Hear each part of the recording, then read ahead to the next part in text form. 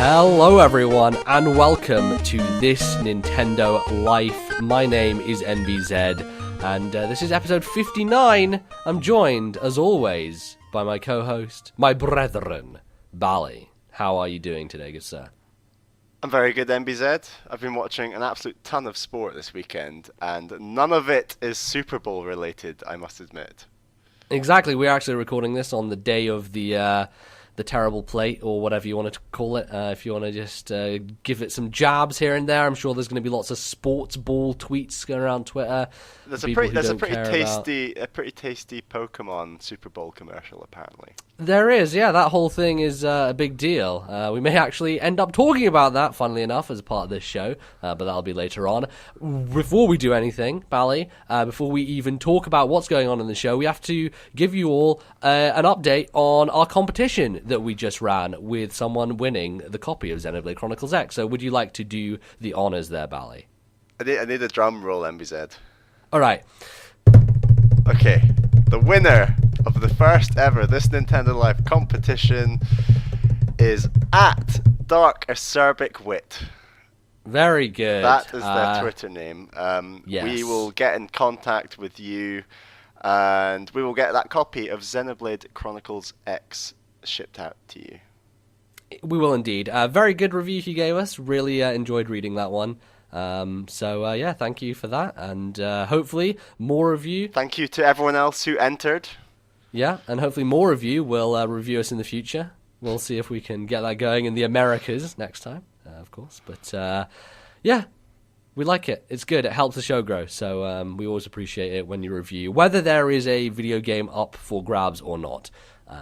So yes, let's move on then, Bally, to what we're going to be talking about in this week's show.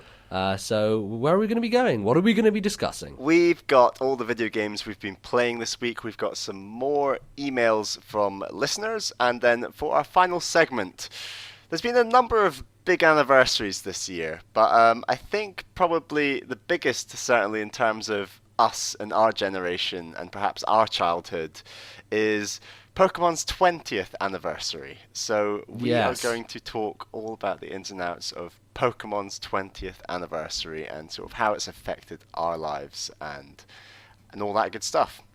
And all the things Nintendo are doing for it, and including probably that Super Bowl commercial and all that crazy stuff.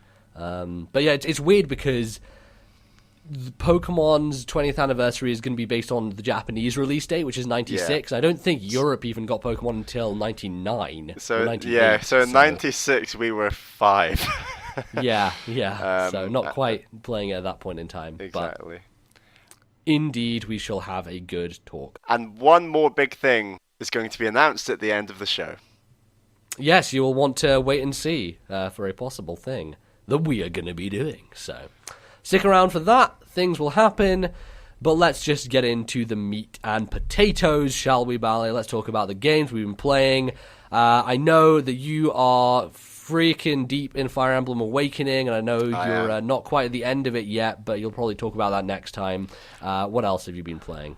I picked up this game on sale a little while ago, quite a while ago actually, and that is Trine Enchanted Edition. Yes, the original Trine, the first game in the series, and an interesting one for sure. I played Trine 2 back in 2014 or 2015? I think it was, Who knows, Bally? The years blur together. I'm going to say it was 2014. And you recommended that game, MBZ. I absolutely loved it. We both rated that game very highly in our top 50 games of all time, I seem to remember. Yeah. So I thought, you know what? I want to pick this one up. Need some more Trine in my life. Let's give it a go. So I thought it was going to be more of Trine 2.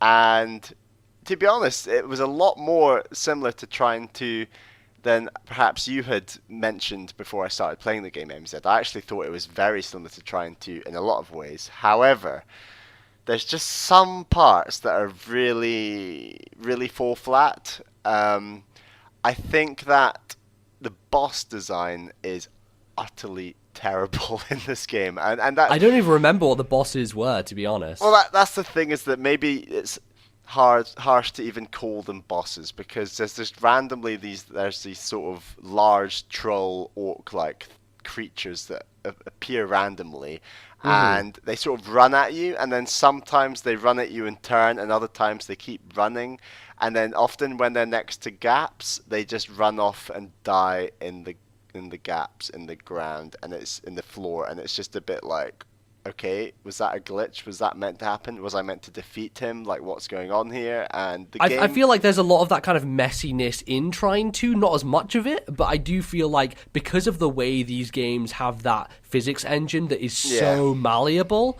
and the way that it all, like, you can kind of MacGyver any situation to your every want and need, it feels like there are points at which the enemies kind of break on the level, and it can...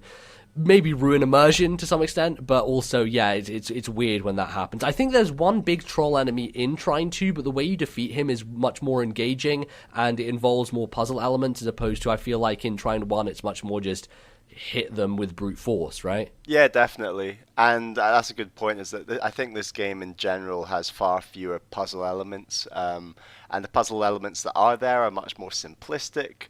It rarely goes beyond stacking a few boxes and jumping up them, to be honest. Having played Trine 2, this game just really fell flat in so many ways, and it started making me think that, like, to be honest, even if these levels were like Trine 2, I wouldn't be having a great time, because I've done that, and like I feel like that kind of thing can only go so far, and like I really felt super burned out on this game literally after like three or four levels, and I think there's about 16 or so in the game. So I just really sort of pushed my way to the end, hoping it would get better, and in all seriousness, it probably just got worse, because I really disliked the final level of this game.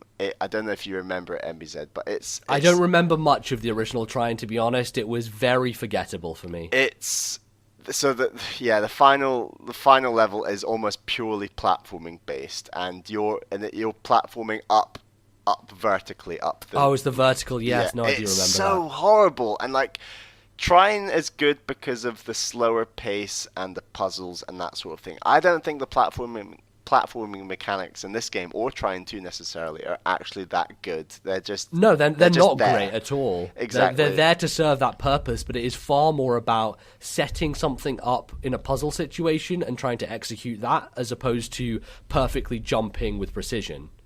Exactly, and the platforms aren't necessarily all the time that clear, and it was just a horrible final level. I was really glad to be done with this game. I've not been this negative on a game in a long time, but but here's the thing: had I not played any Trine, and I played this as my first Trine game, I think I would have had a way better time, to be honest, because I think it is a good game. It's decent. It's fine. Exactly. Like, I feel like Trine 1 is just like a plain hamburger. Like, you can eat it, it tastes good, but it doesn't have any embellishments. Like, there's no bacon in there's no salad, there's no like ketchup. Like, it's just an average run-of-the-mill kind of subpar experience. So I mean, thematically, I think that the spawning skeletons are very boring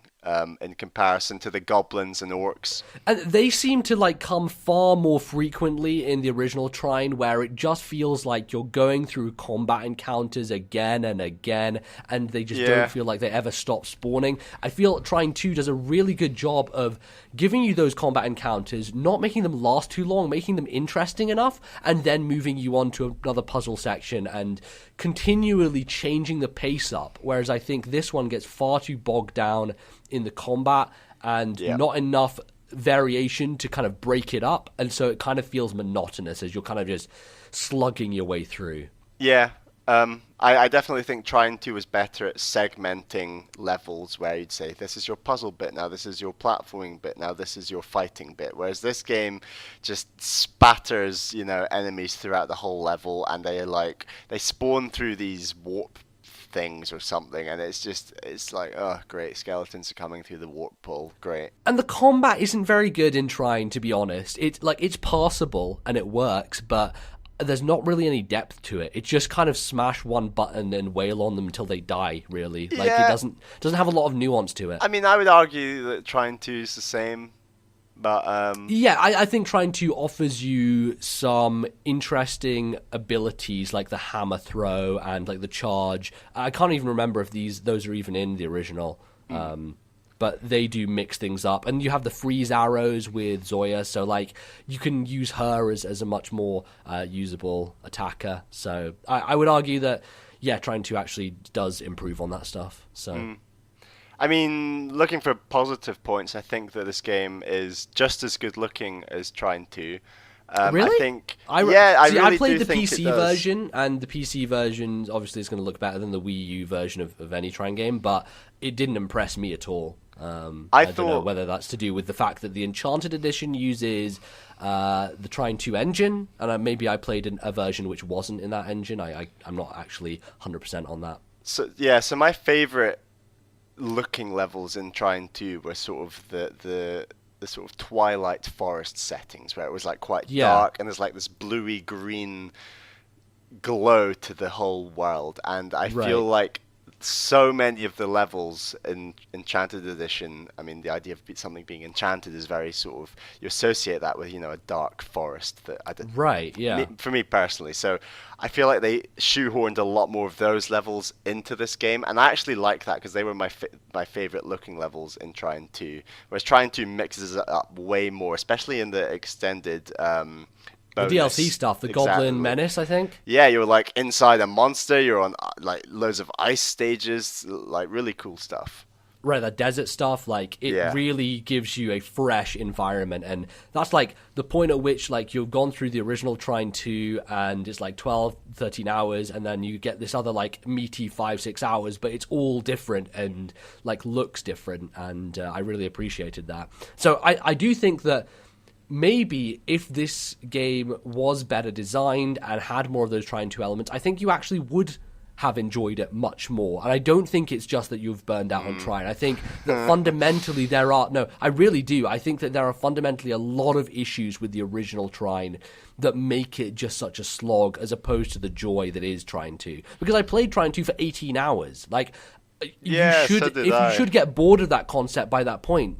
Perceivably, if it's only an extra like 5 more hours you're playing of the same thing, then you should have got bored of that a while ago, right?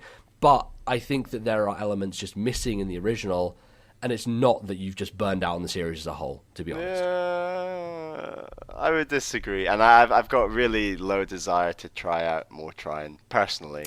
Well, Trine 3 is very different. It's 3D and it's completely... Yeah, and I kind of really didn't take to the parts that I've seen of you play that and things. No, so, you were around when I was playing some of it. And I know that you didn't like the look of it. Reviews and things were quite divided on that game, and I do feel a bit conflicted about that game. But yeah, so this game was just kind of a quite bog standard meat and potatoes sort of thing, and it wasn't that exciting, and I'm glad I finished it. I am glad I got to the end because I did want to see how bad that final level was in a sort of James Jones sadistic kind of way. But right.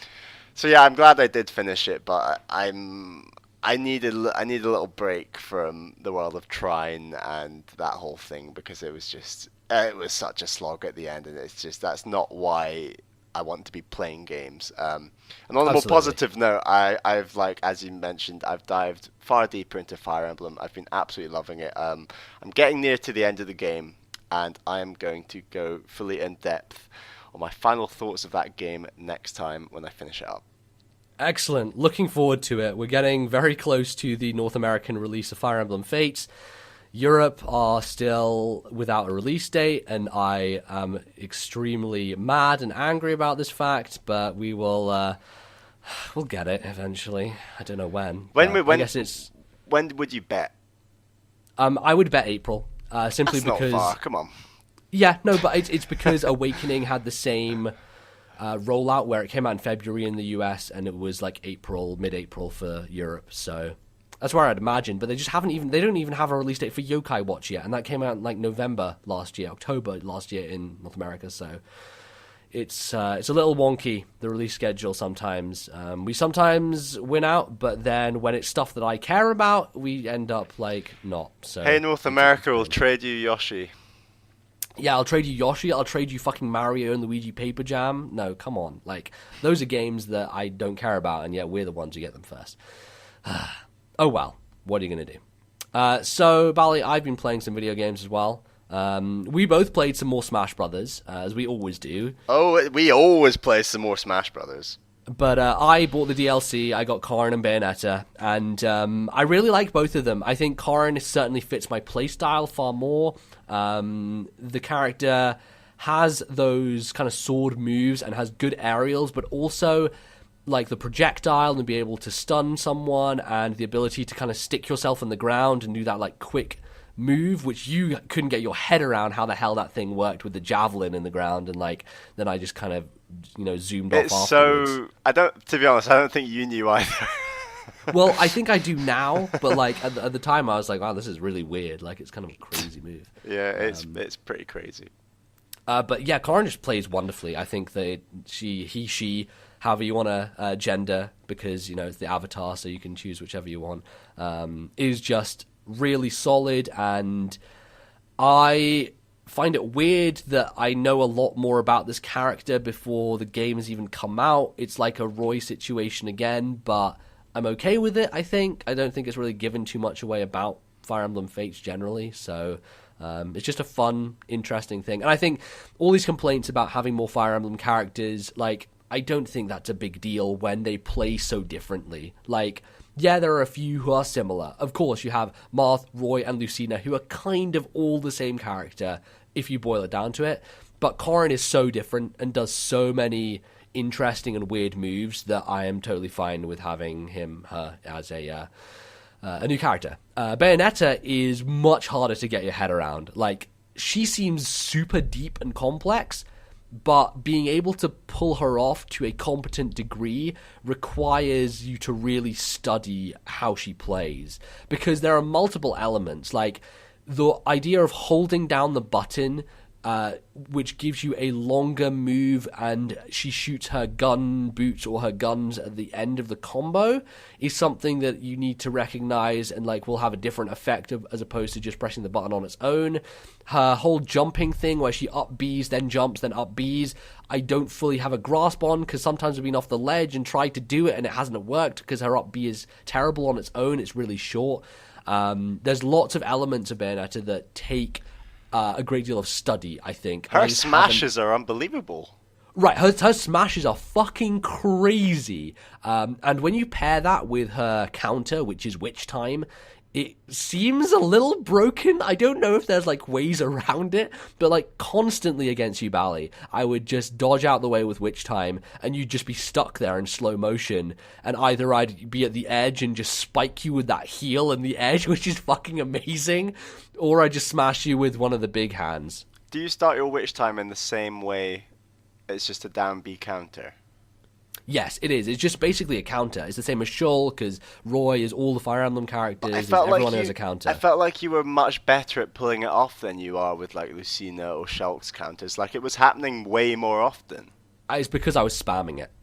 Okay. Like, when you were trying to get near me and attack me, I just spammed down B a bunch. And I think it worked. Yeah, I'm definitely guilty of, like, I feel Mario's the best counter to a guy who uses a lot of counters, because I usually grab the most with Mario.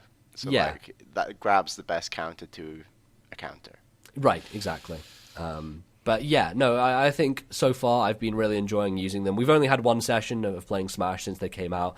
I'm sure we'll have many more, because, we love Smash Brothers. I don't think we actually talked about Cloud when he came out, but I fucking love Cloud. I think Cloud is one of my favorite characters in the whole game. Like, the way that he plays, he has a heaviness to him that allows his smash attacks to kill you at really low %. He has a nice projectile that you can get out quickly and goes across the stage for a really long time. His limit break is a really cool ability. Like, so many things about Cloud. A lot of good aerial movement. I really thoroughly enjoy him a lot. He's probably my favorite DLC character out of the lot, to be honest. which I didn't expect. But he just plays fantastically, and I'm very happy for it. Bally, you've not played really as any of the DLC characters because you just haven't bought any of it yet. I'm holding out for the NX version. Yeah, I don't know how this happened. I think when the original DLC dropped, you were at my place and we downloaded them there, and then you kind of didn't have access to your Wii U for a while, if I remember, and you were like in the process of moving, so like you didn't end up getting it at the time, and so because you weren't there at the time, you then just ended up not getting anything else. Is that combined with the fact that, like, let's list them off, so it's like Rory, Corrin, both Fire Emblem, Cloud, Bayonetta. These are all characters that you are far more closely associated with in terms of games you've played and loved more than me. And yes, so like, there's not been a single character that's come out in terms of DLC where I've gone, yes, I absolutely love that character. I love that game. I really want that to download that character. And I mean, obviously, I was holding out hope for Shovel Knight, which hasn't happened, but. You would have downloaded Shovel Knight, though, if you had 100%, 100%. Yeah. And apparently it's about £40 or something to download everything apart that's from the bundle pack, and that's if you want it for both versions. Right, so there's an actual bundle that has all the characters in it. Yeah, there's a bundle with, I think Mewtwo's in it as well, though, so I don't think that it would let you buy it because you have Mewtwo. That would be dumb. I Which don't know. sucks. I might try it, but that seems like quite a lot of money. Yeah, when you look at it at one purchase, it's certainly less appealing than like 11 quid every like 6 months, you know? Sure, and I'll feel like a right idiot if I did buy that, and then they release the NX version with all of the characters. Them, yeah. And I think it's certainly a good idea to at least wait until we know whether the NX is going to have Smash Brothers. Definitely till E3 or something, I would say. Totally. So I'm just going to lay off for a little bit. Fair enough. Sounds good. Other than that, I've been playing a couple of other games. Finally getting around to all this Game of the Year stuff. I played through Undertale, a game that loads of people are chatting about, has just blown up online, is just one of the most popular modern games that has come out in recent times in terms of like internet stuff and like Tumblr and all these places, fan art. Like there's so many people love Undertale. And so I thought, I should play this. It's only like 6 hours long. And Undertale is so hard to talk about. It's really difficult, not only because there's fear of spoilers for so many aspects of it, but also because it's so weird and different and crazy that it's hard to kind of really get a grasp around like what it really is and what it's getting at. The thing, if you take it from a base level, it's an RPG where you have the option, instead of fighting enemies, to basically not kill them and kind of do different things with them and let them kind of walk away from the fight without letting them die, right? So that creates interesting scenarios where you're fighting a thing and you're basically being passive against it. It's attacking you, and the way that the battle system works in this game is it's like a bullet hell shooter where you have this box on the screen and you have a heart. The heart represents you in the middle of this box. And so different enemies will throw different projectiles at you, and you basically just have to dodge out the way. It's a very unique and weird mashup to take like a Japanese-based, like turn-based role-playing game system and then make the actual mechanics of it based on like this whole dodging and moving out the way of bullets, essentially.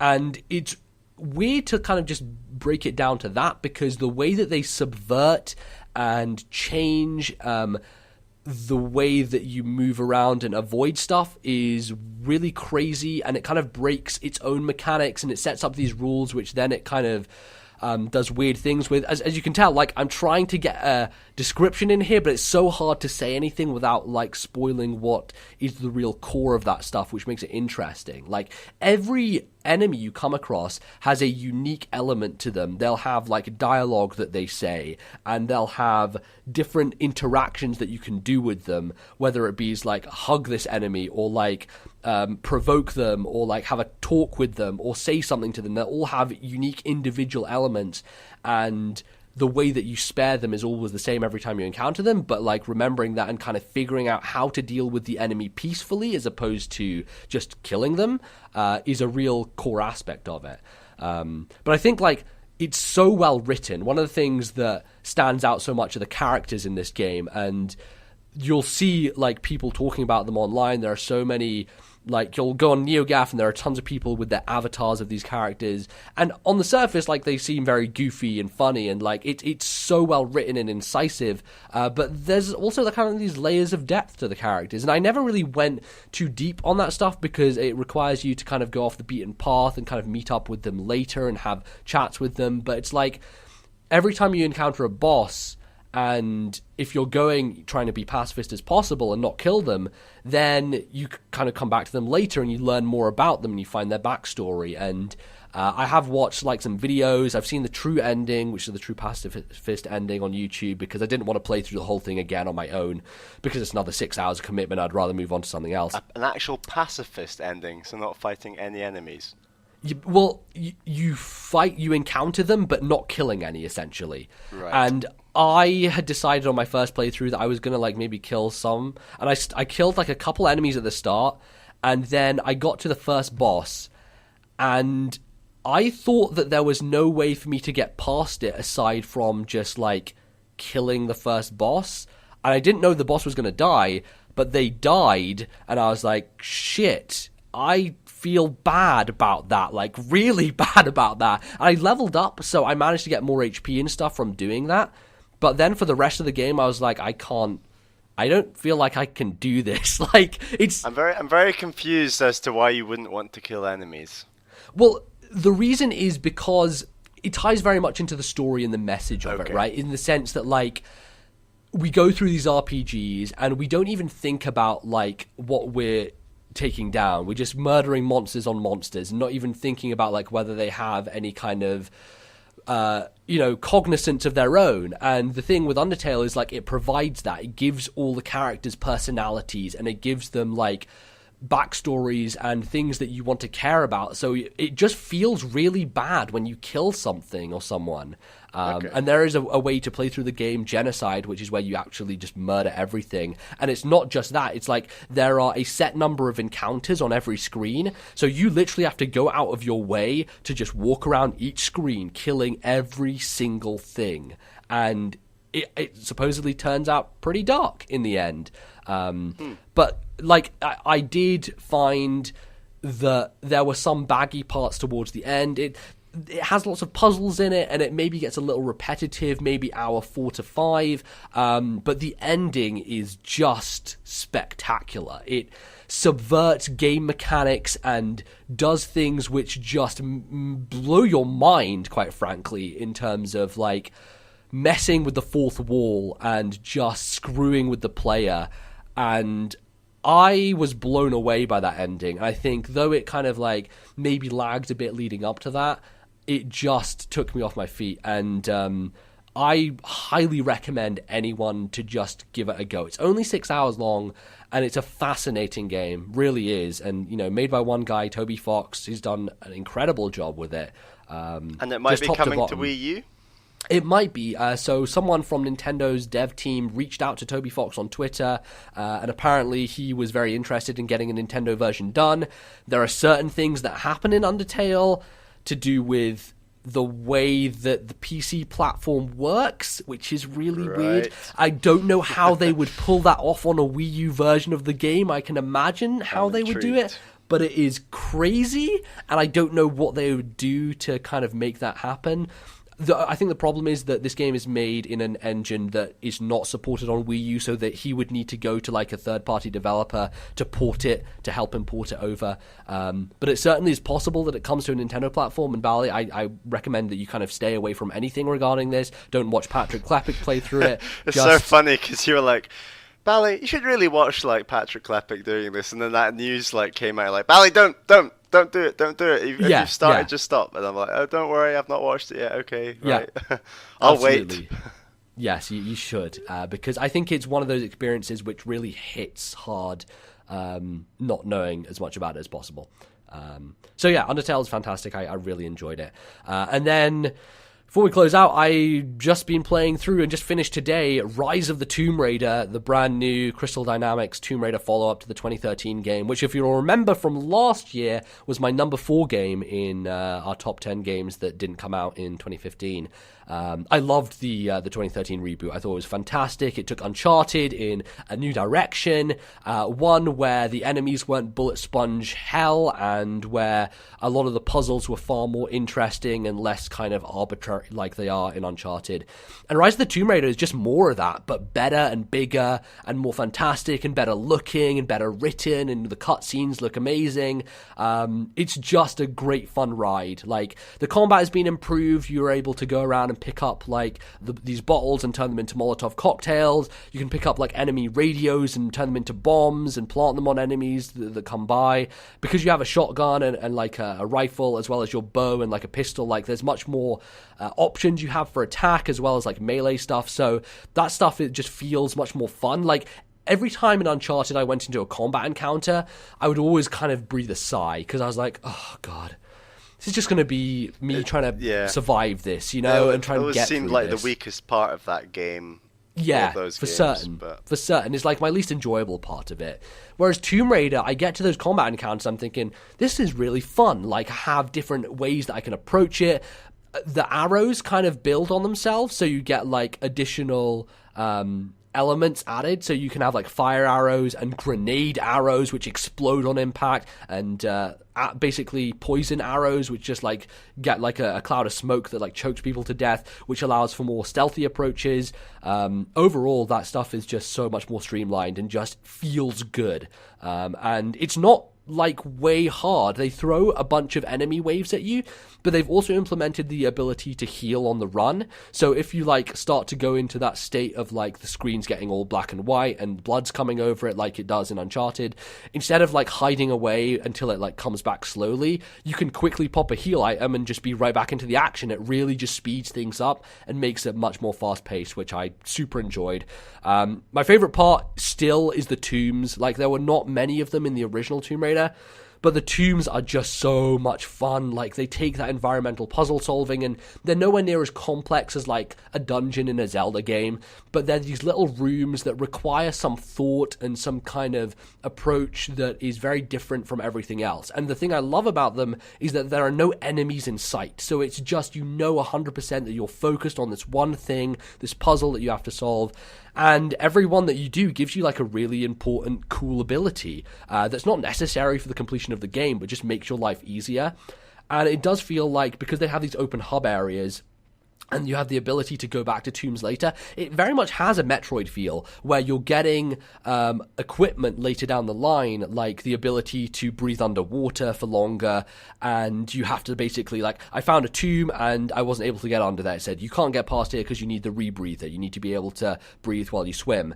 And so I had to go on, continue the story, and then unlock that, and then came back. So it has those elements of, like, getting an item and coming back to go get something previously, which I love, because I'm a big fan of the Metroid style of doing things.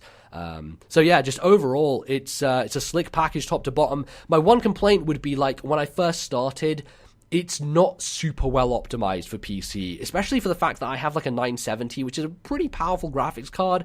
In those open hub areas, the frame rate does tend to drop quite a bit, which I was like, man, look, I own a good PC, I should be able to play this thing at 60 frames per second constantly, and it feels much choppier. Like, it's not even that bad, because I put on a frame rate counter and it seemed to drop down to maybe like 45 at the lowest, but when a frame rate is chopping between 45, 52, 53, back to 60, back down again, it looks worse than even 30 frames per second constantly, because if you have a constant frame rate, then there's never any kind of weirdness associated with it, whereas when it's choppy, it's much harder to bear.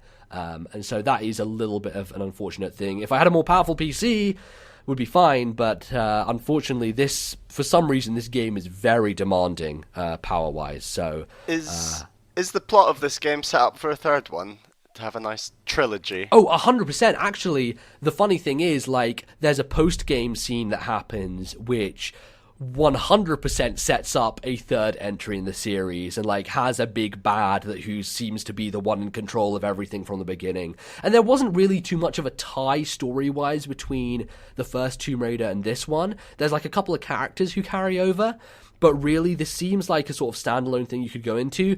My feeling is the third one will tie much more into like this grander narrative. And that's exciting because I think they can do some really good stuff with that and make the story much more engaging. It was better this time around. It was nothing crazy. It's basically, oh, there's a secret artifact, you got to go find it. It's Indiana Jones, it's Uncharted, it's every action adventure game.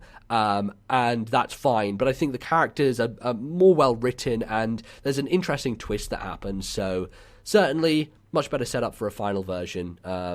Yeah, I mean, Bally, like, if you get access to a PS3, PS4 at some point later this year when your backlog is cleared, I would say that you should play the Tomb Raider games, like, as much as you should play Uncharted, because they are going above and beyond in a lot of ways that are far more preferred for me than the Uncharted series. I think Uncharted is definitely still stronger from a narrative perspective and has characters that I care about more.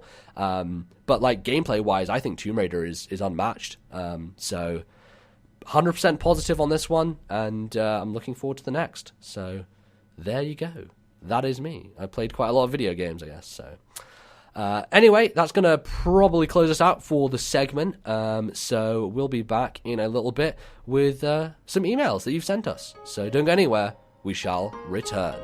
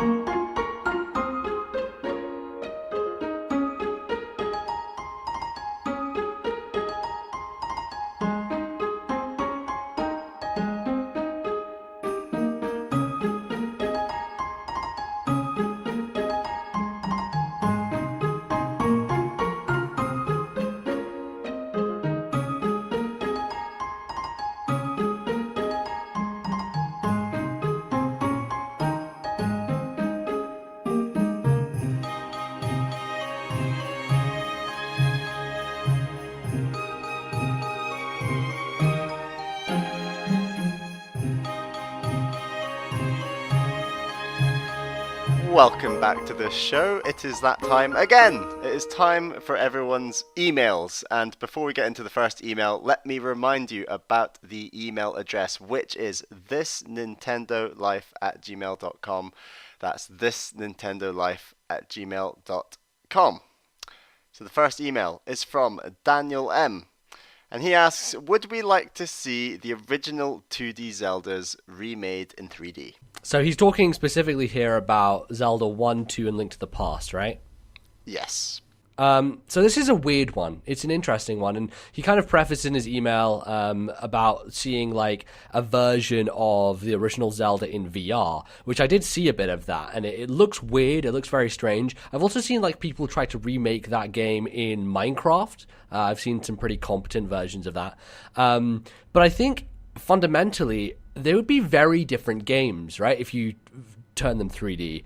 I think that Zelda 2 especially is a hard one, right? Because the side-scrolling nature of it means that it would have to basically be 100% reworked and changed. But I think Zelda 2 is interesting because it's the one Zelda game where combat is very, very different and feels very kind of Dark Souls-esque. And I think what I'm really wondering is, like, if you were to convert them to 3D, would they have that more of a Dark Souls feel, in the sense that combat is much more of a focus because there's less kind of puzzles in all three of those games. I mean, Link to the Past has its fair share, but I wouldn't say that they're that great and they're that interesting.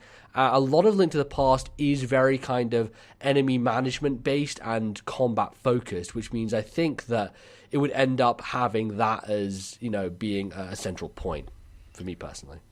I really see that Ocarina pretty much was not a remake of Link to the Past in 3D, but it was a very similar world in many ways. I mean, I believe those games have the same number of dungeons. A lot of the dungeon theming between those games is very similar, and I think in so many ways, I think structurally, sure, they're the same, Yeah. but I don't think from a gameplay perspective they're the same at all. Oh, not at I all. think there is so much more of a focus on different things in Link to the Past as opposed to Ocarina, where Ocarina doubles down on the dungeons and obviously, you know, with 3D has the idea of verticality that it can play with. Link to the Past has vertical dungeons, but like, I mean, Link Between Worlds is actually an interesting thing to bring up because it's kind of this halfway house, right, between where a 2D Zelda and a 3D Zelda lay. And I think that kind of dealt with that verticality issue, especially in like the second dungeon with the hammer and you're bouncing up all those levels. But yeah, I think structurally for sure Ocarina has similarities to Link to the Past,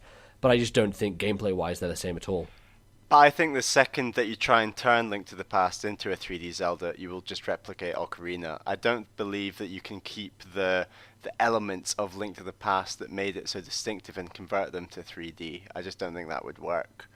I think you can. I think you can, and it's a very different game is what it looks like. Like, it becomes far less about how do I progress through this dungeon and much more can I survive going through this dungeon. To me, that's what Link to the Past feels like. Is it never felt like I had to really figure much out in terms of puzzles, but it felt like I had to figure out how I was going to live through these rooms, you know? And to me, that creates a very different type of Zelda game than just a simple, hey, this is going to be a 3D with dungeons, you know? Perhaps. It doesn't sound very appealing to me personally. Like the idea. I don't know. I think it would be fascinating to see that done. Like, I think certainly the original Legend of Zelda is even more doubling down on that, where you have far less of these extraneous elements, like, and it's just kind of focused on that core. Yeah, I don't know. I don't know what that ends up being, what that looks like, and I don't think Nintendo really want to go back and try and convert those into 3D, because I think they did the whole change Zelda from 2D to 3D, and I think it is very different in many ways. Yeah, I'm fascinated by the possibility of that happening. I'm sure there are people out there, like, as this guy has said, like, there's a VR version and there's people doing it in Minecraft. I'm sure there are fan projects to try and make a 3D version of those games. But I'm sure Nintendo will bring their iron fist and clamp down on those people on copyright claims and all that stuff, because there have been weird amounts of people on Kickstarter who are like, oh, I'm doing a Zelda animated movie, and Nintendo are like, no, you're not. This is our IP. So I'm sure that will happen with those projects as well. But yeah, interesting thought experiment at the very least. I don't see Nintendo going down this path really. I think something like Link to the Past and Link Between Worlds is the closest we're gonna get, and I'd be up for them doing something like that with another Zelda game. Certainly. Next question is from Jai from Las Vegas. Hello again, MBZ and Bally. Recently I've delved into my first Metroidvania games, being Castlevania Symphony of the Night and Aria of Sorrow. I was a little intimidated at first because of hearing the massive size of Dracula's castle and the backtracking that most people have stated, but once I played more and more I began to enjoy the game. One thing I noticed was the sense of exploration felt familiar to me, as if I was playing a Zelda game. My question for you this week is, what are your thoughts on the similarities and differences of Metroidvania to a Zelda-type game in terms of user experience? Both feature, secondary weapons, items, exploration, puzzles, etc. And then he has another couple of questions that I'm sure we can tackle in a second. Okay, well, this is actually a very interesting one, because I do feel that of all of Nintendo's franchises, Metroid and Zelda are probably the most similar from a DNA standpoint, right? Where they both feature large open worlds that you are kind of free to explore. They both feature kind of an upgrade system where you slowly get more powerful over the course of the game. And I think that there are a couple of differences which kind of stand out. The main one for Zelda is it is much more of a thoughtful, puzzle-based kind of, more of a thinking man's game, whereas Metroid is much more of an action-based affair. Like, you have much more focus on taking down bosses and fighting enemies in Metroid, as opposed to Zelda, where I think that is a key component, but I don't think it's as big of a focus. Yeah, I'd argue that there's perhaps a lot more puzzles introduced into 3D Metroid, but it still definitely doesn't feel, in terms of pacing, like Zelda, in terms of the amount of puzzles. You're definitely right. I think, though, the key thing to distinguish between the two when it comes to the whole backtracking element and in terms of upgrades is, with Zelda upgrades, generally you get something new and you use it going forward through the duration of the game. Like, that item will continue to be useful in further reaches later on in the game. And sometimes you can go back and uncover hidden stuff, but usually it's much more in a kind of straight-facing direction. With Metroid, you'll find an item, and a lot of the time you'll have to go back to an area that you've previously been to before. So while Zelda is much more forward-facing, I think Metroid is much more, turning you about and saying, go back a little bit, find this thing, which is then key to keep moving on. So I think they both use that stuff in different ways, but yeah, they're very similar. It's just kind of the execution there that I think is slightly different, and it actually makes quite a big impact on kind of the flow of the game, where Zelda is, you're always seeing kind of a new, fresh area, and Metroid, I think you're kind of becoming much more familiar with the world, right? And I think you spend much more time in the same places again and again. Yeah, I agree. And I would say that Metroid, with the whole backtracking element, I find I'm spending a lot more time wondering where to go and what to do next. And I find with Zelda, not necessarily that it's more linear, because a lot of them aren't, but you kind of generally have a good sense of what to do next and where to go. And like you said, being forward-facing, you rarely think, oh, I'd better go back to that one spot that I saw that thing and do that. It's always a bit more obvious, I find. And I think Metroid's a tougher game, like, without, especially something like Super Metroid. I think it's tougher without a guide than a lot of elements of Zelda. Yeah, I think, like, in Zelda, you're rarely going to find an instance where you have to return to a previous dungeon to get something essential.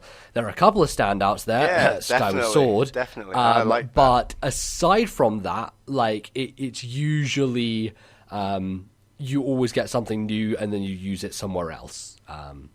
Or just within that same area that you got it. So, that's a very interesting distinction to make. What were the other questions that he had, Bally? Bally, have you or do you plan on playing any of the Castlevania games? Well, Jai, I guess I do, but it's just about defeating backlogs, and I think you've got a good idea of which one I should start with, MBZ.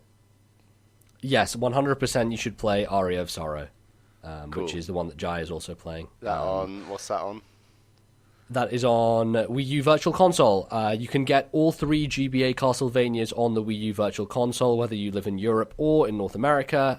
I am yet to play Aria of Sorrow, but I've heard that it is the best GBA one, and I think it's probably a good point for us to dive in at some point. Maybe a Backlog Club, who knows? But I do want to play that relatively soon, but we'll see. I'm sure you'll enjoy it. This year is sort of the year that I defeat my backlog, because I am close, and you're very close. Stuff like Xenoblade Chronicles X is getting in the way, but it will be defeated. And it's a roadblock. It's more of a mountain than a roadblock, I'd say. But it will be done. It will be done. And then the second question was for you, MBZ. Did you enjoy Symphony of the Night as much as you did with Super Metroid? I think Symphony of the Night is a better game than Super Metroid. I like it more. There are a few reasons for that. Well, Bali, you haven't played Symphony of the Night, so you can't speak on this matter. You can't. I'm just saying, look, it's just a fact.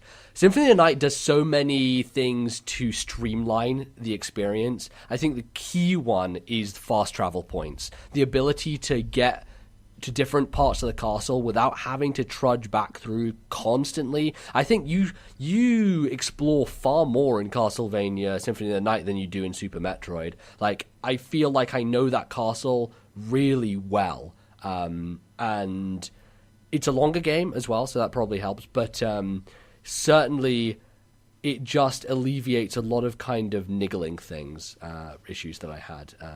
And also, I really like the RPG element. I like the fact that you level up and the fact that you can kind of brute force a boss if you have kind of become more powerful, as opposed to in Super Metroid where it's really purely down to your personal skill. Like, if you're just not good enough, then hey, you're probably not going to beat Ridley. But in Symphony of the Night, you can just go and grind and defeat some enemies and level up, and you'll probably be able to push your way through. So I like the RPG elements. I like the fast travel stuff. I just think there are a lot of smart things in that game that make it better than Super Metroid. So I come down on Symphony of the Night, honestly.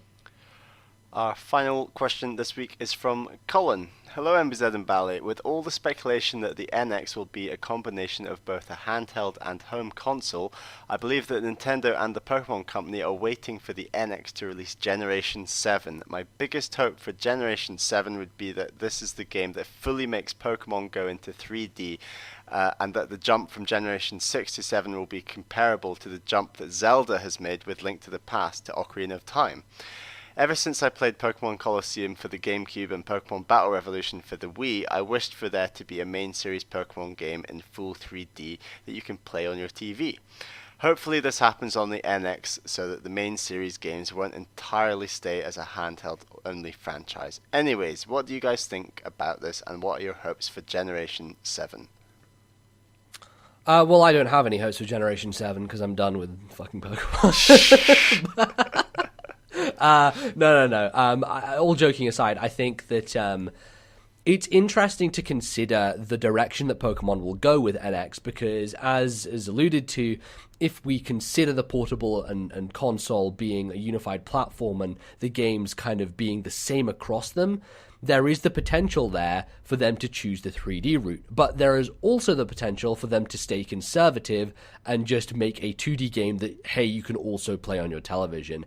My bet would be that they're going to be conservative because, aside from Animal Crossing, Pokemon is by far the most conservative series that Nintendo has. And I don't see that there's any real need for them to change it, because number one, it's a successful formula and continues to do well. And two, the interesting thing about Pokemon is that there are always new people coming to it, right? Like, everyone's generation is someone's first generation. And I think that is something that can't be understated. Like, yes, it's great for some series to evolve, but I think Pokemon and the way that it's pitched and targeted towards a younger demographic, the fact that it consistently stays the same means that it's always keeping that same formula for that same audience that comes up, being born and, new kids and stuff.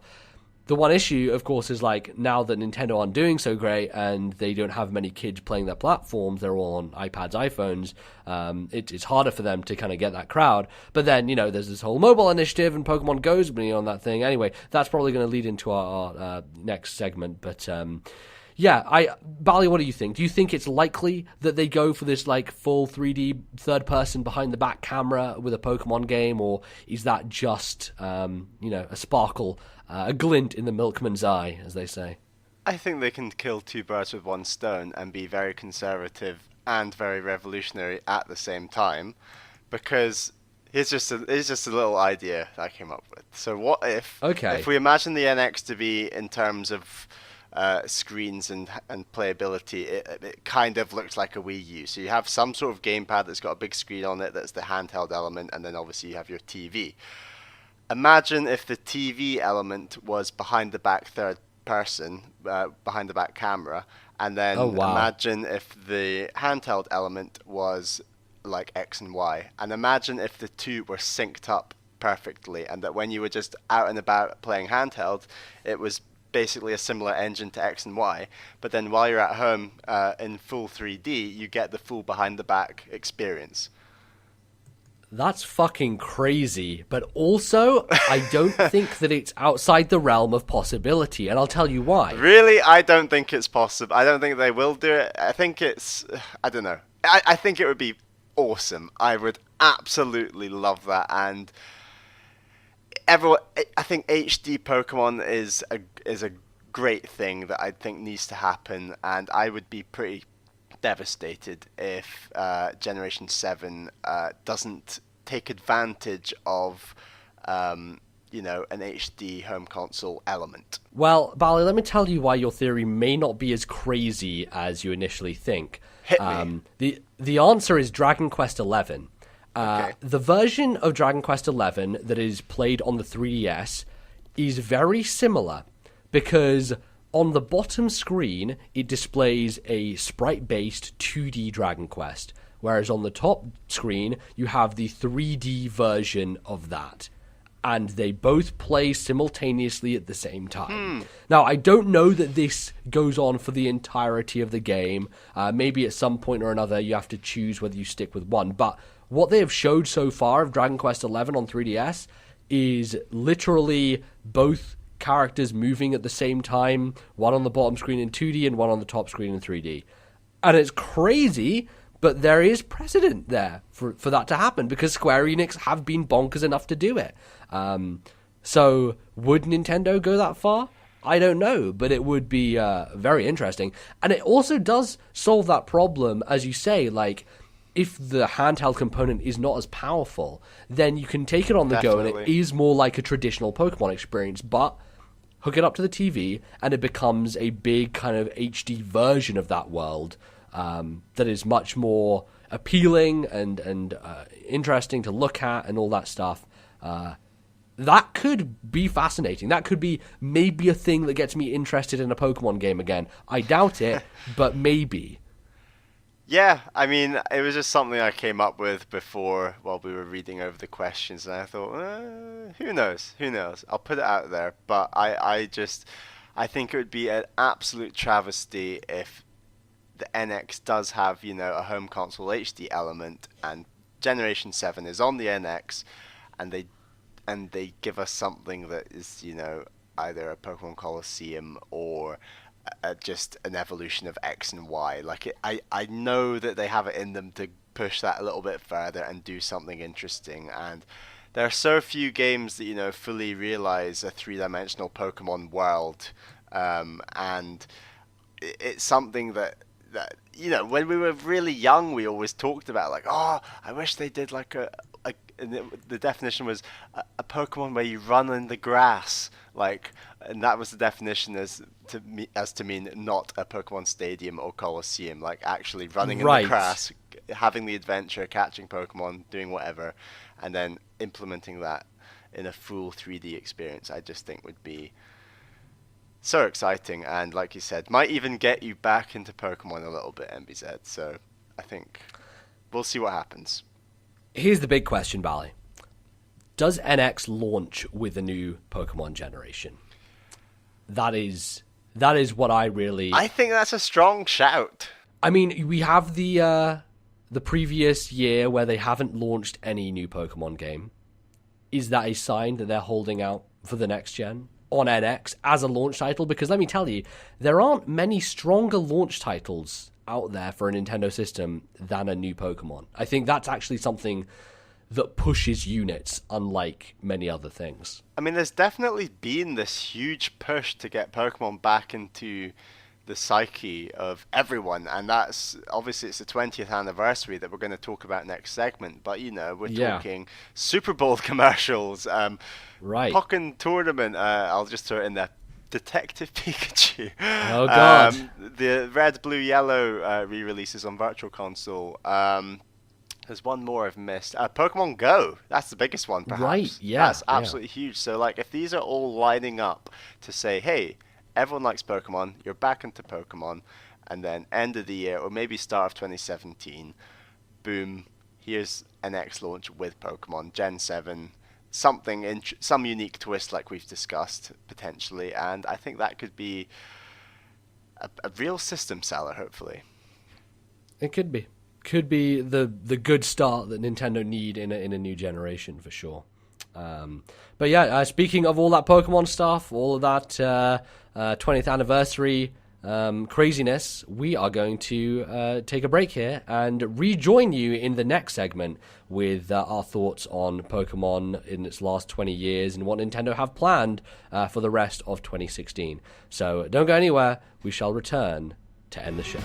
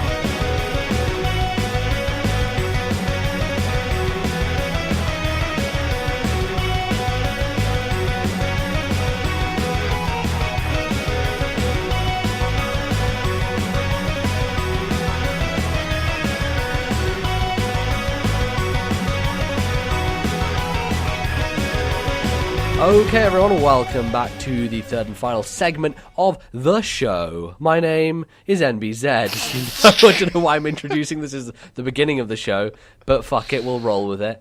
We're talking about Pokemon. It's the 20th anniversary of the Pokemon, and we have played the Pokemon probably for the 20 years that it's been out. Bally and I, we're of the generation that grew up with Pokemon back in the day. So when it came out on the Game Boy, both of us played it a bunch.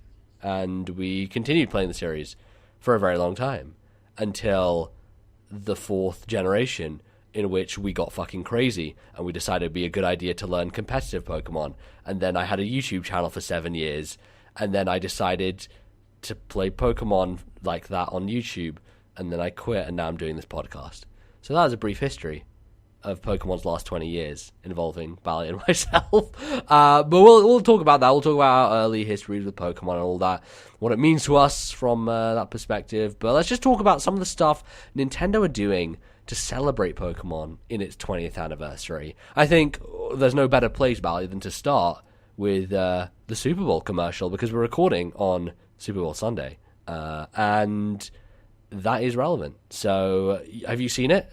What do you think about it? I have seen it. I thought it was really, really well done, actually. And I saw sort of kind of funny's reactions to it, and it's very funny because Greg Miller's like, yeah, but on the first scene, it's just like some guys in like middle of Asia like reacting. It looks like they're just reacting to like some cockfighting going on or something, and it's so well hidden until the very end. And then did you see the kind of funny video?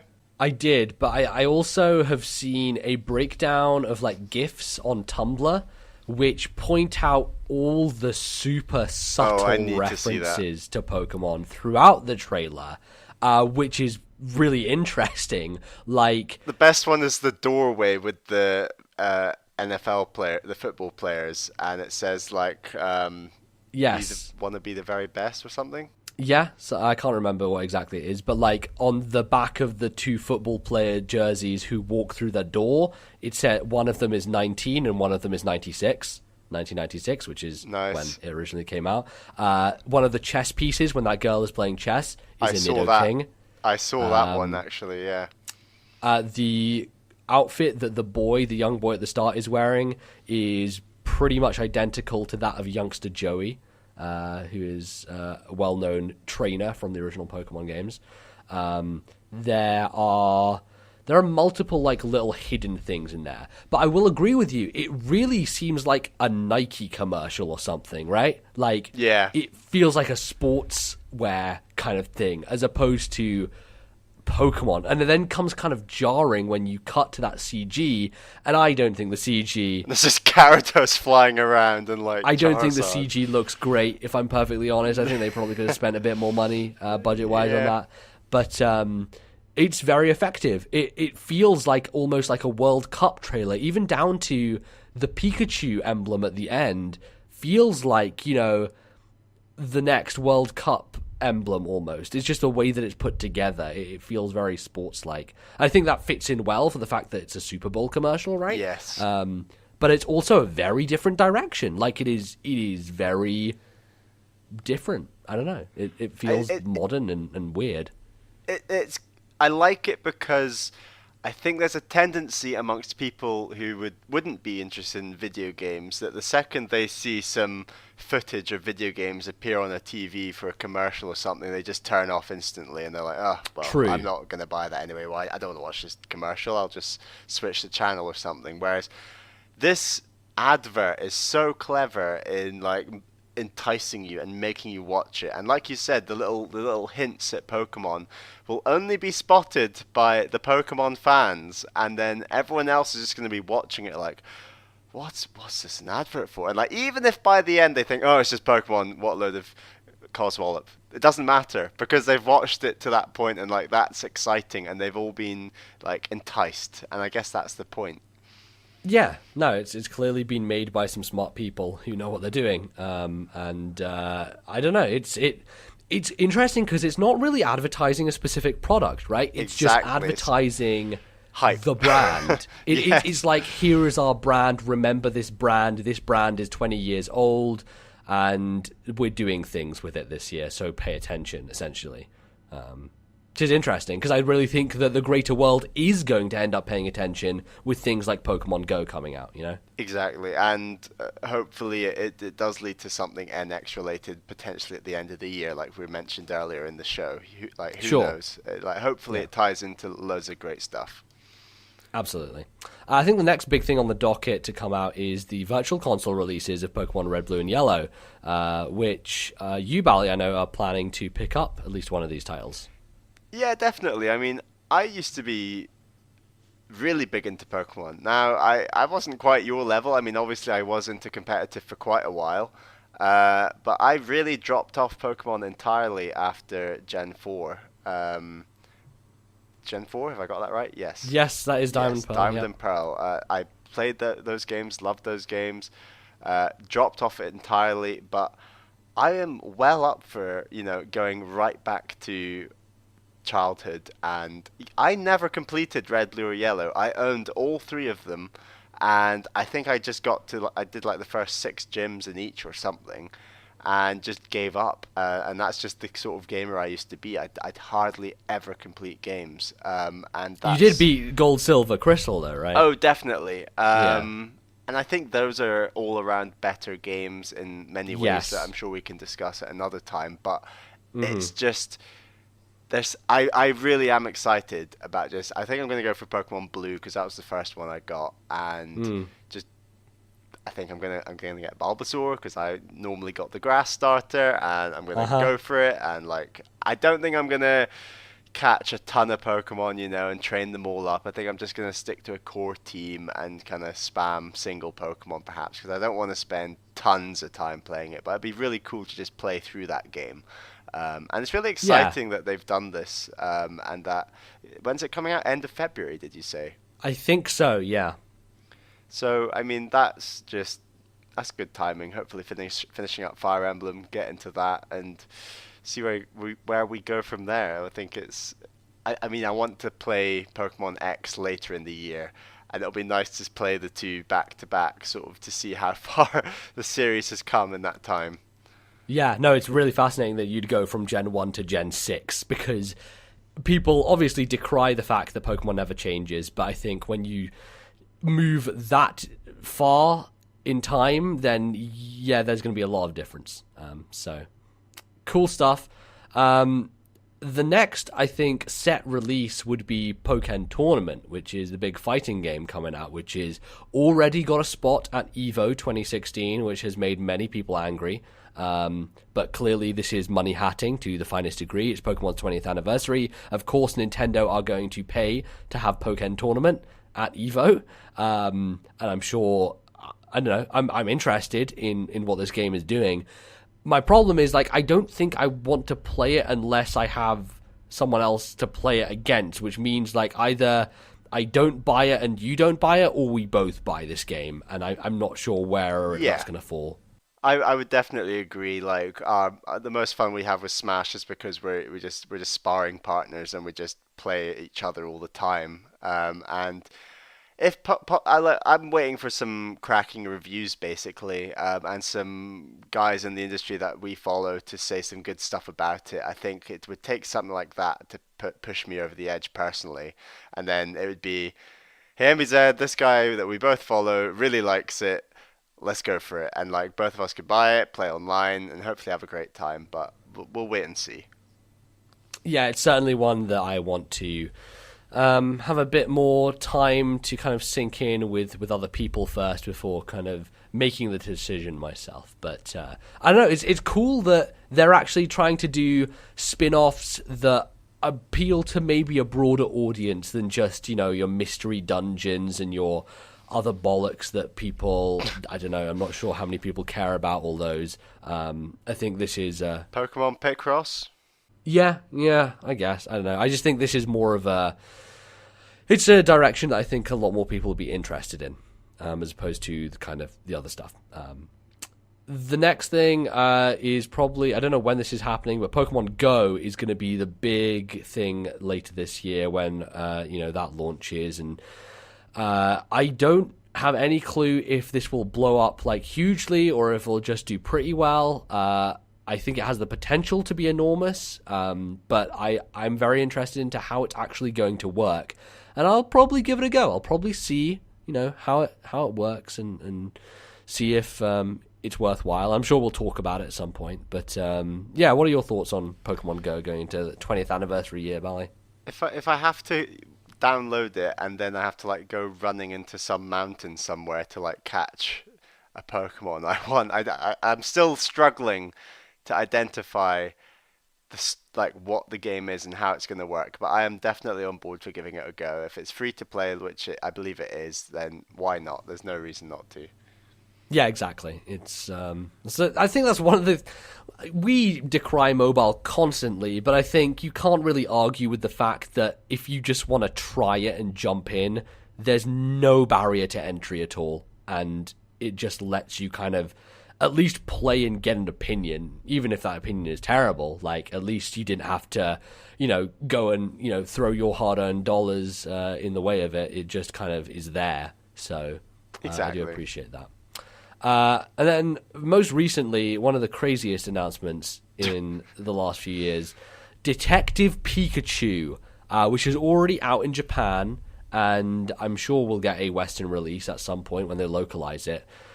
This is the fucking craziest thing ever. Most specifically, the advert for it, including a Pikachu which sounds like an old Japanese man, speaking in Japanese, with a young boy as his companion, and he can speak, and they can both understand each other.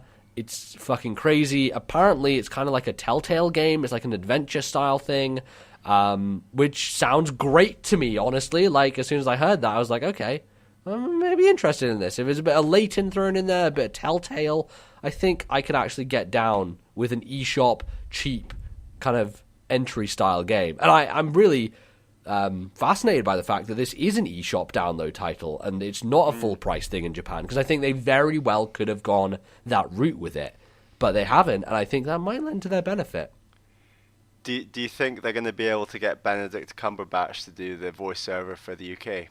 Well, I don't know. There's a lot of these petitions going around for Danny DeVito to be the voice of Pikachu, which I think someone cut together a trailer of that, which is pretty hilarious. But I would say that I would love to see Benedict Cumberbatch come and play the role of Pikachu. Not sure that would be within his contract, and whether he'd have to be paid that much. I'm sure the Pokemon company could afford him. Yeah, they have a lot of money. It's whether Benedict Cumberbatch would want to associate himself with a talking yellow rat. Yeah, I don't know. That would be weird as hell. But I'm sure whoever they get to do the voice will be great, because this seems like the weirdest project that's been announced in a long time. I'd be in if it's gets a few people saying some good things about it, and it's like a cheapish eShop game. Maybe sub 20 quid or so, I'd be up for giving it a go. Why not? Yeah, absolutely. It's whatever. Detective Pikachu, fucking hell.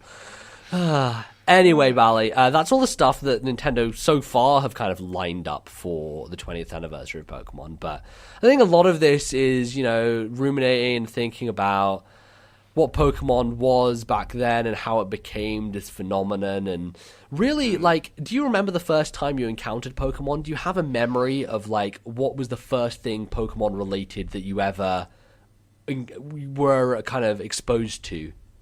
See, this is a really tough question, and I think it's kudos to, Nintendo and Pokemon companies' marketing, is that I believe that, especially in the UK, the Pokemon cards, the Game Boy game, and anime must have come out all together, literally at the same time. Because I genuinely cannot answer your question as to which of those three I experienced first.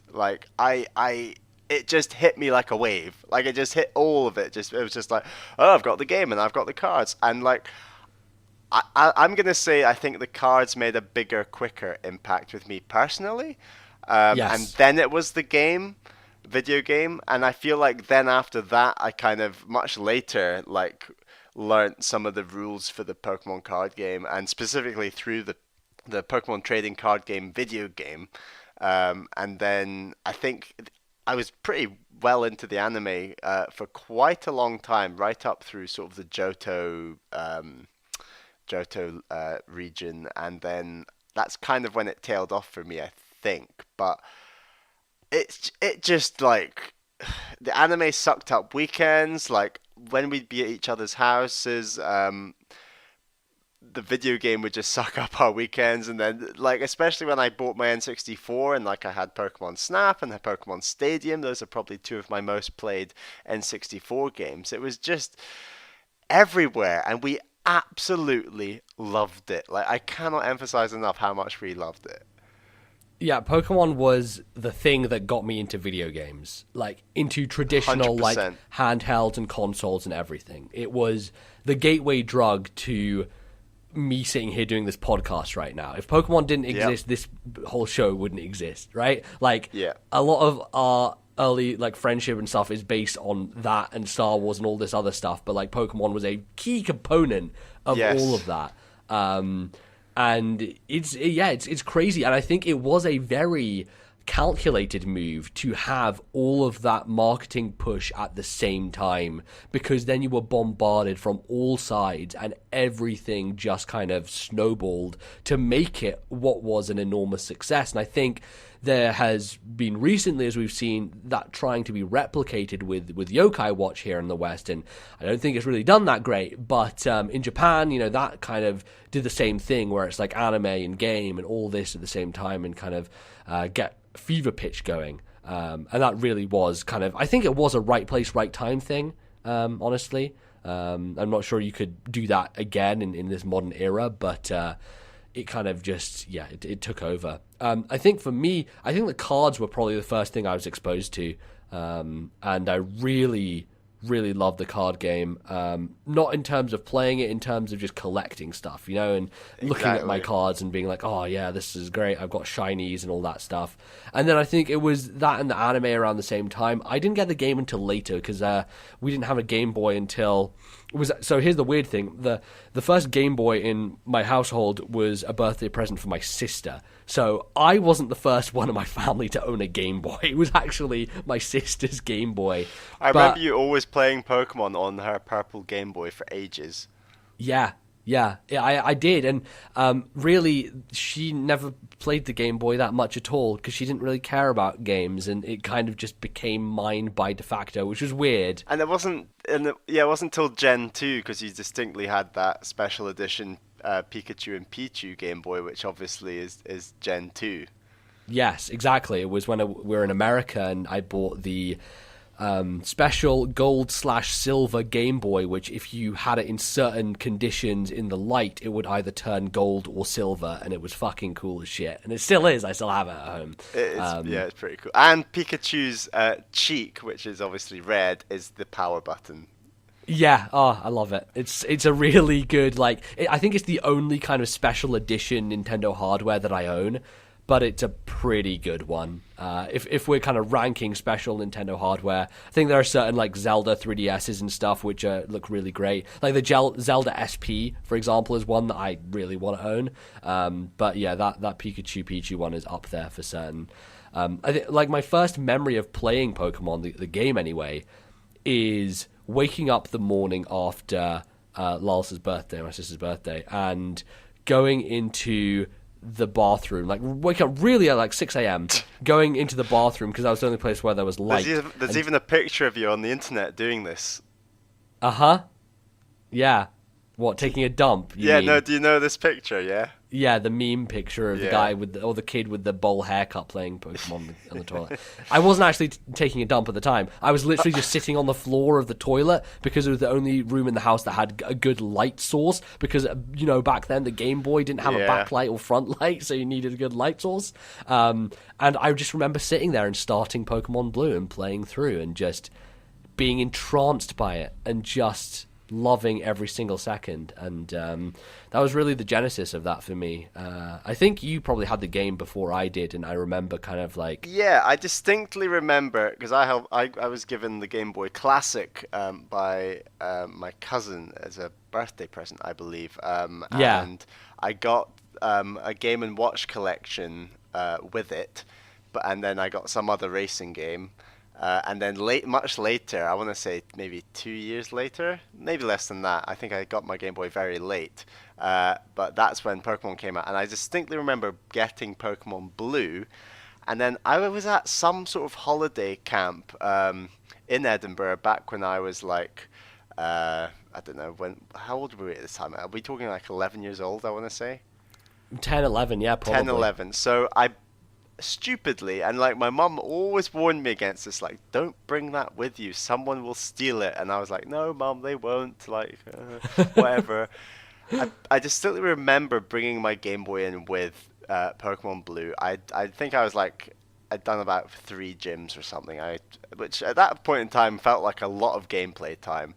And someone nicked my game, and they didn't nick my Game Boy, they took the game out and took it. And like it just vanished, and I was like, "Well, great."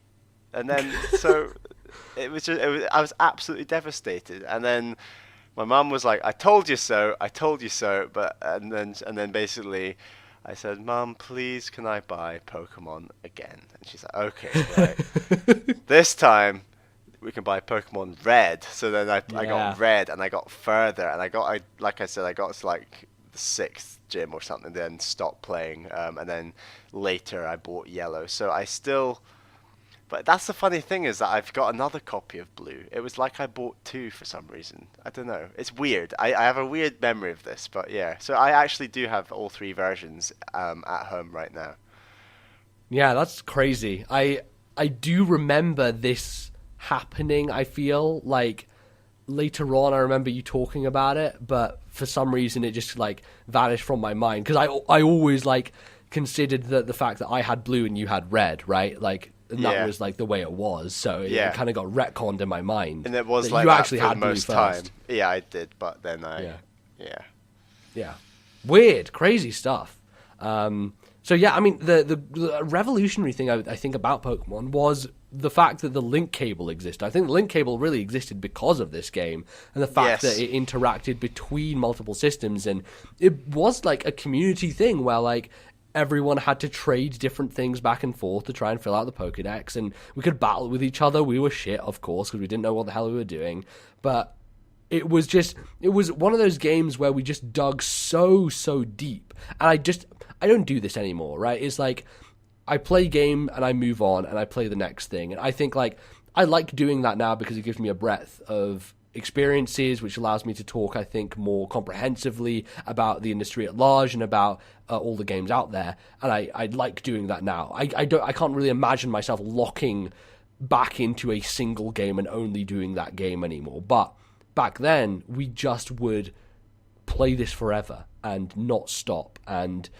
do all the cheat codes and get all the rare candy glitches and all that stuff and try and level people up to level 100. And I remember us specifically in Gold and Silver, it was the race to your favorite Pokemon being Dragonite. And my Feraligatr was my main Pokemon in Gold and Silver. Oh, yes. I remember we both leveled to 100 and we'd go back and forth and be like, oh, what level are you at now? Oh, we're going to have a fight as soon as we're level 100, one-on-one, my Feraligatr versus your Dragonite. And of course... And you specifically gave your Feraligatr Ice Punch to be super effective against me, and I gave my Dragonite Thunder Punch to be super effective against you, but little did we know that yours was actually 4 times super effective on me, and mine was only 2, so you would like win every time.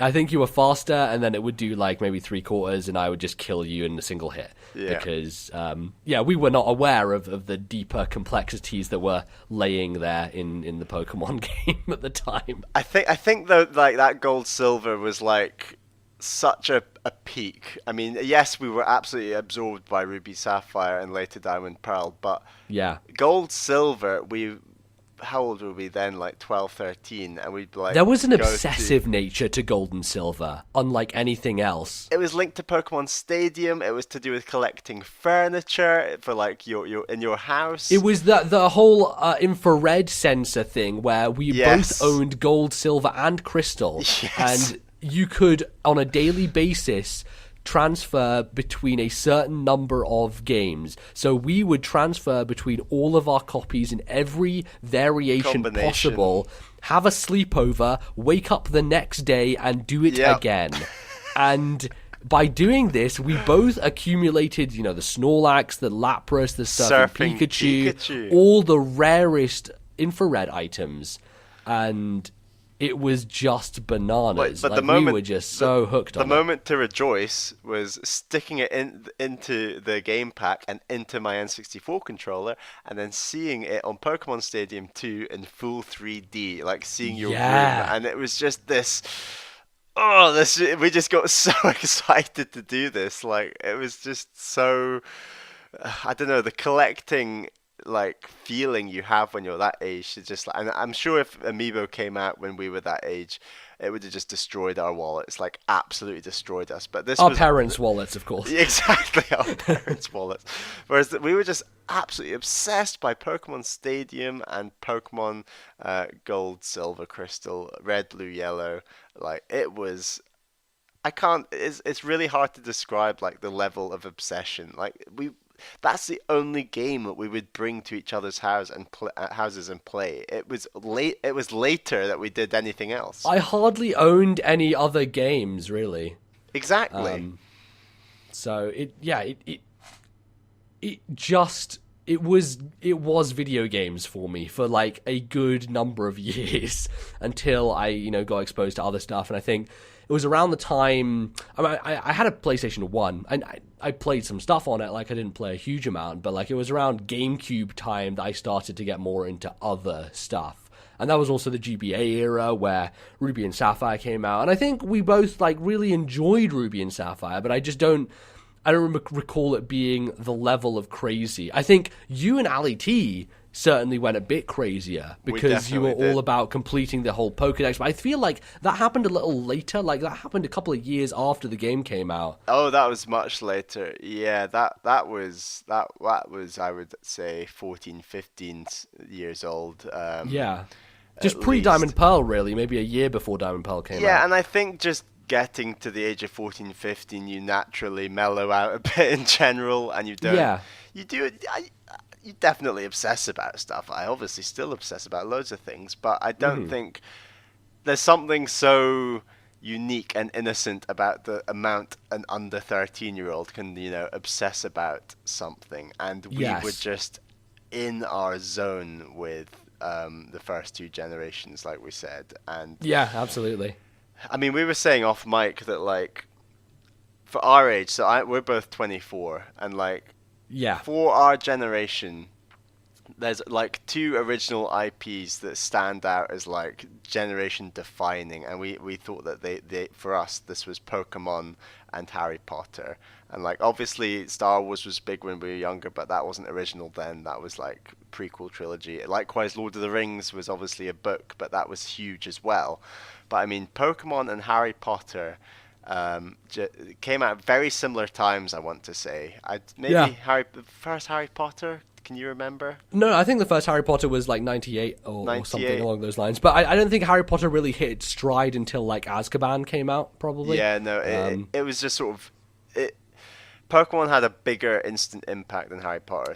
Definitely in the UK, I would argue. And then... yeah, the later books, it kind of snowballed a lot more, I would say, than Pokemon did. Yes. But yeah, wow, it's amazing how much of like my childhood memories are like taken up by those two things. And wow, it's just and we've talked. You've mentioned Yokai Watch. It's unbelievable to think that it could ever happen again. I think it can happen again. Well, I mean, but it's in Japan. It did. Like, I think the experience that we are talking about is happening for kids the age of 8, 9 in Japan right now with Yokai Watch. I really do think that is a similar thing. Can you but for the argue West, that, I don't know that ever happens again. can you argue it's happened? A Pokemon-like thing has happened more frequently in Japan. So between Pokemon and Yokai Watch, there have been things like, I don't know, Monster Hunter, Dragon Quest. I mean, obviously they're not to the same level, but can you not argue that they're similar in kind of scope? Yes. Yeah, no, I think Japan is generally like a one-hit wonder market, you know, like they just need a killer app, essentially, and they'll be in for it. And I think that's kind of speaks to the testament of Pokemon is it was able to reach beyond just that Japanese market and still be such an enormous hit, which is crazy. I mean, really. I remember going on holidays to the United States, and for whatever God knows reason, I would bring my Pokemon cards on holiday. I'd have no idea why.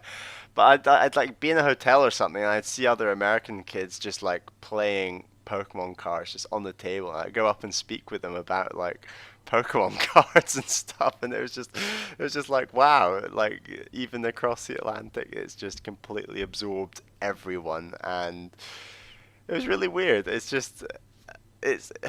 mean, could you imagine it being our parents when it happened?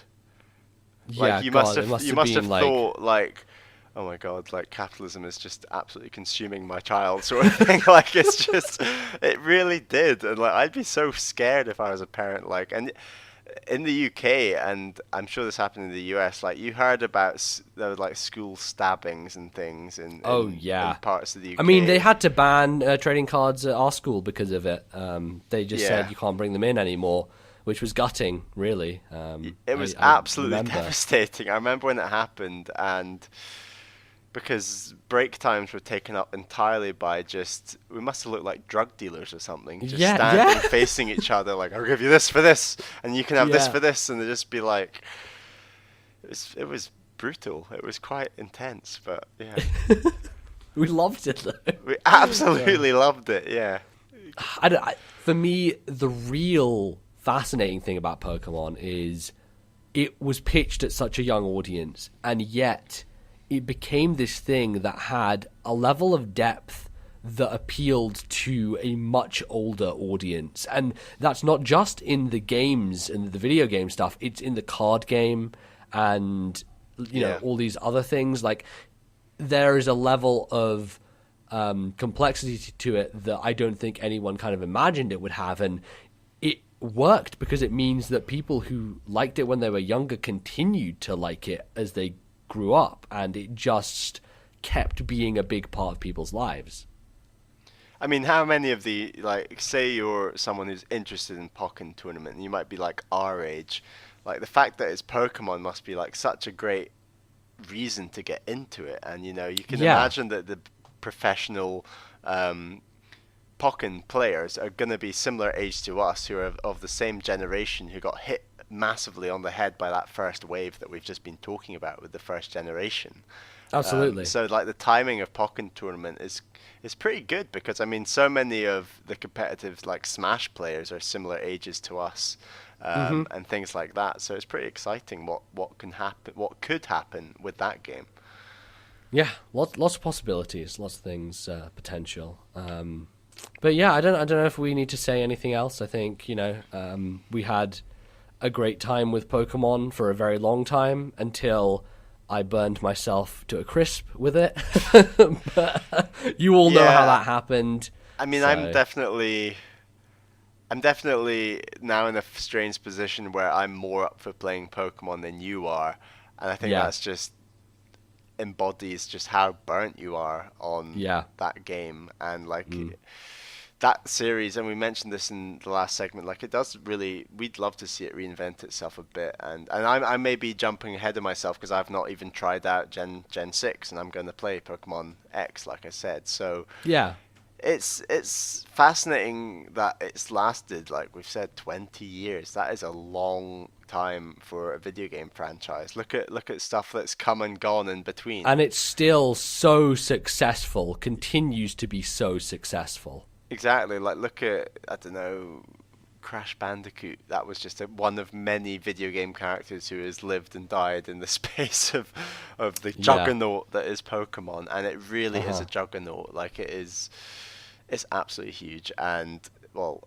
arguably it's smaller than it used to be, but it's still sells millions of copies, you know. Exactly. It still has some mind share, I think, and I think Nintendo can only increase that by doing stuff like Pokemon Go and widening it out to a larger audience with a Super Bowl commercial. So we shall see. Exactly right. I think a Super Bowl commercial speaks volumes at how successful that thing is. I mean, 20 years since its launch, and it's now 2016, and they're going to launch a Super Bowl commercial. That's just unbelievable. Yeah. Well, I think that pretty much brings our discussion to a close. I'm sure we'll mention Pokemon at various points throughout the years as these things roll out, and it'll be a lot of stuff to talk about. So before we do that, we are going to tell you all the things that we're going to do in the meantime. You can find us in different places, but before we do all that, Bally, we said we'd have an announcement at the end of the show. How about you announce the announcement? Well, I'm very pleased to announce, MBZ, that we are going to start our second Backlog Club. Yes. Now, for new listeners who don't know what this is, you want to give a quick pitch on the Backlog Club? So, for new listeners, yes, the Backlog Club is me and MBZ are going to play a game, and we're going to play the same game, and the point is that we want as many listeners to play the game at the same time as us. So we're all going to play this game for the next month, and then come episode 61, which is going to come out on March the 7th, I believe. Let me check that. Yes, it's going to come out on Monday, March the 7th. We'll hopefully have lots of emails from you listeners out there who write in about this game, and you can tell us what you thought of the game. We'll do a big email chunk, and then we'll give loads of our own thoughts on the game. And it's like a nice way to engage with all you guys out there and try and play a game together. That's the idea. So, shall we announce the game that we're going to play together? Yes, Bally. Pull back the curtain. What is the game? Right. So we are going to all play together, hopefully, Metroid Zero Mission on the Game Boy Advance. Now, we should say this has been in the planning stages for literally ever, because we were waiting, as we know we have quite a big North American listenership, and Zero Mission has been out on the European eShop for quite a long time, and we basically waited to do this until it came out on the North American eShop so that other people could play it, basically. Exactly. So we really want you to play this along with us and come on the journey, as it were, because stuff like Twitter, it's definitely possible to do this. So if you want to play the game and you follow me or MBZ or the podcast on Twitter, just if you find something you like or hate or any opinion about the game while you're playing it, use the hashtag Backlog Club, and we can try and accumulate some tweets that we can mention in episode 61. Tweets, emails. Let's get the conversation going. We're going to talk about Metroid Zero Mission. So between now and March the 7th, hopefully as many of you as possible can download that game. I believe it's like $7 or £5.50, I think. I think it's $6.29 is GBA games. $6.29. So it's not too expensive. You can play it on your lovely gamepad. I feel like there's probably a lot of people who have actually downloaded it already because they've been waiting a long time to play Zero Mission on the Wii U Virtual Console. So if you're already playing it, well, great, you have a head start. Exactly. So, yeah, send us emails to ThisNintendoLife@gmail.com. Follow our Twitter account @TNL Podcast. Use the hashtag Backlog Club, and yeah, the last Backlog Club went down really well, I think. Minish Cap was a good game to play, and yes, we are doing another Game Boy Advance game. We'll make sure to fix that in the future, but for now, I hope as many of you as possible can engage with Metroid Zero Mission. Indeed. So we look forward to that, and we'll get playing that as soon as possible. Other things that we need to plug, let's talk about the Twitter. Bally already mentioned that people can tweet us the hashtag Backlog Club. What is the Twitter account for This Nintendo Life? The Twitter account is at TNL Podcast. That's at TNL Podcast. It's the best place to go for immediate updates on when the show is out and all that good stuff. It is indeed. You can also find me on Twitter. I'm at Lordnbz. I'm also on the Miiverse. Lordnbz is my name there as well. How about you, Bally? I'm at Ballyman91. That's BALLYMAN91. That's also my name on the Miiverse. I've been posting plenty about Fire Emblem. Yeah, some funny Miiverse posts, some interesting things going on there. Showing off the wonderful maps of Awakening. So good stuff. You can also find this show in different places on the internet. You can go to the iTunes and subscribe there, write us reviews. We love to hear all that stuff. You can find us on the what's it called? Stitcher. That's the one. Stitcher we're on. We're on the YouTubes. We're all over the place on the internet. Of course, you can, as Bally mentioned, send us emails. ThisNintendoLife@gmail.com. We need some more emails, not just Backlog Club ones, but just general emails. So send us stuff. We'd love to hear from you. It's always great. Anything else, Bally? Are we done here? I think we're done. We'll always more likely to answer the most relevant emails. So anything you can think of, we'll gladly read them all. Indeed. That's going to be us for this week, but we'll be back in a couple of weeks' time with some more podcasting, some more Nintendo, and some more stuff. So thank you very much for listening, and we will see you then. Goodbye.